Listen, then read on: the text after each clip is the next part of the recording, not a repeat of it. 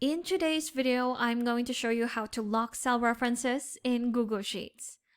To lock cell references, or to use an absolute cell reference, ensures that the formula always refers to the same cell, even when it's copied and pasted. And we do this by adding a $sign to our cell reference. Let me show you how to do it.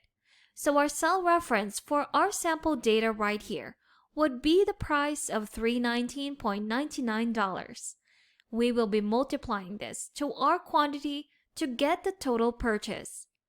Let's start our formula with the equal sign. Open bracket, put in our cell reference, multiplied by our quantity. If you press enter, we have our total purchase. Now if you try and copy this formula to the rest of your data, it will give you zero value or an error. That's because if you double click on this, our formula and our cell reference has already moved. In order to lock our cell reference, we're going to be adding the $sign into our formula. So let's edit our formula and add our $sign to lock our cell reference. So we're going to be putting a $sign before the B and before the 3. Once you've done that, press enter.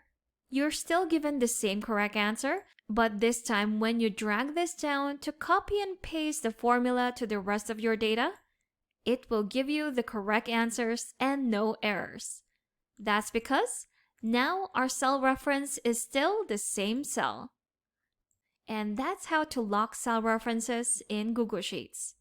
Thanks for watching. If you found this video helpful, do leave a like and subscribe for more helpful videos. See you on the next one.